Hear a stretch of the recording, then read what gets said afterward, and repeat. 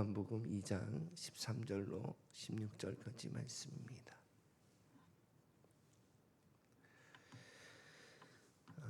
교독하시겠습니다. 제가 먼저 읽겠습니다.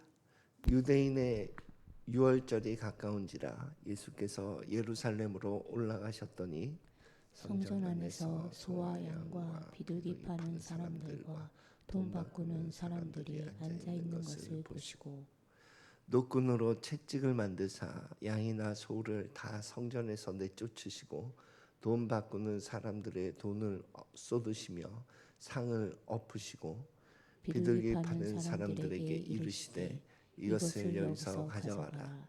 내 아버지의 집으로 장사하는 집을 만들지 말라 하시니. 아멘. 오늘은 기득권을 엎으시는 예수님이라는 제목으로 함께 말씀을 나누고자 합니다. 예수님께서 성전을 청결한 그 사건이 학자들마다 이견은 있는데 사역 초기에 한 번이 있었고, 그리고 십자가를 지러 들어가실 때 그 즈음에 또 한 번이 있었고, 이렇게 두 번이 있었다. 이렇게 보는 것이 이제 요한복음 관점에서 보는 것이고, 또 아니다, 한 번 있었다. 근데 요한복음도 그 뒤에 얘기를 이제 앞으로 끌어서 편집해서 그렇게 한 것이다. 그렇게 주장하는 학자들도 있습니다. 어찌되었든 그 성전 청결 사건이라고 하는 것은 그 사역 초기에 있었다 하는 견해를 따를 때에 예수님을 굉장히 유명 인사로 이렇게 만들어준 사건이 되었어요. 그래서 넘어가서 갈릴리 지방에 사는 그 어떤 선지자와 같은 인물이 있었는데, 그 정도의 인식을 가지고 있었는데, 유월절이라고 하면 각처에 그 디아스포라가 생긴 것은 바벨론 제국 시절, 아수르 제국 시절에 이렇게 다 흩어져서 유대인이 살 수밖에 없는 환경이었잖아요. 그래서 그 흩어진 고을에서 자기의 신앙을 지키기 위해서 회당을 지어서, 그래서 유일신 여호와 하나님을 섬긴다 하는 그 신앙을 이어오다가 절기가 되었을 때 예루살렘 성전에 성인 남자들이 다 그 절기를 지키러 와요. 그러니까 원근 각처에서 많은 사람들이 예루살렘에 오게 되는 거거든요. 그런데 거기에서 이제 성전을 막 뒤엎는 사건이 일어나니까 이 예수가 누구냐, 누군데 지금 성전에서 막 저렇게 난리가 나게 하냐, 이렇게 관심이 폭발하는 사건이 된 거예요. 그런데 이곳에서 성전에서 이익을 보고 있는 그룹이 있었는데, 그게 사두개인 그룹이거든요. 그래서 이 귀족과 사두개인 그룹은 이 예수를 대항하기 시작해요. 자기 이권에 도전을 하는 거니까. 그래서 사두개인과 귀족들은 이때부터 이제 예수를 대적하게 되고, 그리고 대중들과 바리새인은 누구지? 저 예수라는 청년이 정말 이 잘못된 이런 종교 개혁을 이룰 수 있는 그런 중심 인물이 되는가? 그렇게 호기심을 가지고 바라보는 거예요. 그리고 성경 기록에 의하면 그 누구도 이 성전 청결을 보고 이렇게 회개하고 그런 표현이 없거든요. 그러니까 예수님께서 하신 일을 보면서 관망을 하거나 아니면 거부를 하거나, 이 두 그룹밖에 없었다는 거예요. 자, 그런데 이 성전을 청결하는 의미는 어떤 의미를 가지냐 하면, 원래는 이제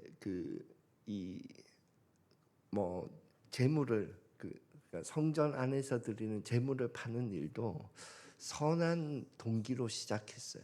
왜냐하면 원근각지에서 양을 끌고 이렇게 오는 것이 굉장히 번거롭고 힘든 일이잖아요. 그래서 성전 주변에서 양이나 소나 이것을 돈을 주고 이제 사는 일이 발생을 했고, 그런데 그 일을 이제 대제사장 그룹이 이제 맡아서 하는 거죠. 그래서 이권이 대단했다는 거예요. 그리고 뭐 추측하시겠지만 보통 양이 만약에 뭐 5만 원이다 하면 10만 원에 파는 거죠. 그러니까 굉장히 거기에서 이익을 많이 챙기고, 또 성전세는 일반적인 로마 화폐로 들이지 않고 환전을 했거든요. 근데 환전을 할 때 환율을 그러니까 높게 잡아서, 그래서 뭐 아무튼 그 환전 수익을 또 취하고 이런 방식으로 이익을 취했는데, 그러니까 처음에는 하나님의 일이었는데, 하나님을 위해서 하는 섬기는 일이었는데, 나중에는 그것이 나를 위한 일이 된 거예요. 그래서 그리고 그 영역은 나의 영역이 된 거예요. 그래서 이 영역을 치고 들어오는 그 예수를 가만둘 수가 없는 거예요. 그러니까 오늘날 신앙생활에서의 기득권들을 좀 살펴보니 한 세 가지가 이제 있는 것 같은데, 첫 번째는 직분의 기득권이에요. 그래서 뭐 목사인 저도 그렇고 교회에서 결정하는 그룹들 가운데에는 나를 위한 직분이 될 수가 있는 거예요. 그래서 이것이 처음에 초심을 정말 꼭 가져야 되는 것 같아요. 주님을 위해 주께서 나를 부르신, 그래서 이 교회의 성도들 섬기는 그런 직분인 것을 꼭 기억하고 가지 않으면 직분의 기득권이 나도 모르게 생긴다는 거예요. 두 번째는 사역의 기득권입니다. 내가 맡고 있는 사역이 나의 영역이 될 때가 많아요. 그것이 어떤 모양이 되든. 그래서 꼭 살펴봐야 합니다. 내 사역을 내가 다른 사람에게 이렇게 이양할 때 기꺼이 이양할 수 있는가. 거기에 불편함이 있다면 나도 모르게 기득권이 된 거예요. 이 일을 누군가 할 수 있는 거거든요. 근데 그 일을 할 때에 불편함이 있다면 그것은 또 사역의 기득권이 생겨났다고 볼 수가 있는 겁니다. 세 번째는 경건의 기득권이에요. 중보기도에서 제가 종종 느끼는 그런 마음인데, 우리가 기도해서 이 일이 된 거야, 이런 마음들이, 우리가 아무튼 내 공로로 이 일이 된 거야, 이런 마음이 기득권을 마음으로 연결되더라고요. 그래서 이 나를 위한 직분, 내 영역의 사역, 그리고 내 공로가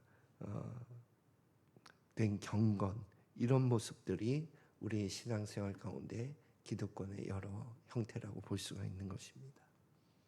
그래서 이 기득권의 신앙이 왜 우리가 주의해야 하냐 하면은 나도 모르게 하나님이 있어야 될 그 주인의 자리에 내가 들어가는 거예요. 기득권의 신앙. 그래서 이게 나는 원하지 않았는데 나를 위해 하나님을 이용하는 신앙의 모습이 돼 버리는 것 같아요. 그래서 내 영광, 내 자존심, 내 만족을 위해서 하나님을 이용하는 모습이 우리 삶 가운데 생겨나는 것이 기득권 신앙의 문제라고 볼 수가 있는 것입니다. 그래서 오늘날에 하나님께서 오늘날에 이제 성령 하나님께서 우리의 삶 가운데 기득권으로 형성되어 있는 그 영역을 하나님께서 뒤집어 엎으세요. 어느 때인가 하나님의 어떤 테스트인 것 같아요, 그것은. 그래서 그것을 내가 가지고 있는 그 사역의 기득권이라든지 뭐 경건의 기득권이라든지 그 기득권의 영역을 뒤집어 엎을 때가 있어요. 그것은 어떤 사건을 통해서든 어떤 사람을 통해서든 뒤집어 엎어집니다. 내 마음이 막. 그러면 그때에 그것을 회개로 수용하면 하나님의 뜻대로 가는 것이고, 그것에 대항하면 하나님을 대항하는 자리로 가게 되더라고요. 그러니까 이 우리의 삶 가운데 하나님께서 기득권을 다루실 때에 내가 겸손한 자인지 교만한 자인지도 확연하게 드러나는 것 같아요. 그래서 우리의 삶에 기득권이라고 하는 그러한 모습이 형성되어 있는지 한번 살펴보고, 또 성령 하나님께서 그것을 다루실 때에 나는 겸손한 자로 그것을 회개하며 받아들이는지, 아니면 그것을 대항해서 싸우면서 하나님과 대척점에 서 있지는 않은지, 그것을 한번 살펴보는 저와 여러분이 되시기를 예수 그리스도 이름으로 축원드립니다. 기도하겠습니다.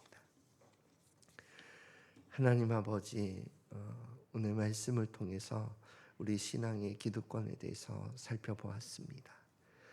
성령 하나님께서 우리의 삶 가운데 들어오셔서 이 기득권을 다루실 때에 늘 우리는 겸손하게 회개하는 자리에 있을 수 있도록 은혜를 허락하여 주옵소서. 감사드리며 예수 그리스도 이름으로 기도드립니다. 아멘.